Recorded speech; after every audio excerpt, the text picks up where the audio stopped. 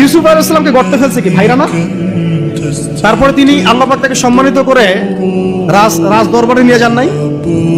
রাজ দরবারে যাওয়ার আগে তাকে 12 বছর জেল খাটতে হয়েছে। কত বছর? কোন অপরাধ ছিল তার? মেয়েরা, কিছু মেয়ে তার সাথে খারাপ কাজ করতে যাচ্ছে, তাই না? তাই না? দেখেন ইউসুফ আলাইহিস সালামের, আমরা বাহ্যিক সৌন্দর্য নিয়ে কথা বলি সবাই। ইউসুফ আলাইহিস সালাম খুব সুন্দর ছিলেন দেখতে, তাই না? অর্ধেক সৌন্দর্য তাকে দেওয়া হয়েছে। আমাদের নবীজি বলেছেন মেরাজের রাতে আমি ইউসুফ আলাইহিস সালামের সাথে সাক্ষাৎ হয়েছে, এটা তো জানেন। তো তিনি বলেছেন যে ইউসুফ আলাইহিস সালামকে পৃথিবীর মানে মানুষের মধ্যে যে সৌন্দর্য এর অর্ধেক দেওয়া হয়েছে। একজন সাহাবী আবার একটা চমৎকার মন্তব্য করেছিলেন যে ইউসুফ আলাইহিস সালামের সৌন্দর্য দেখে হাত কেটেছে মেয়েরা, তাই না? মনে আছে তো?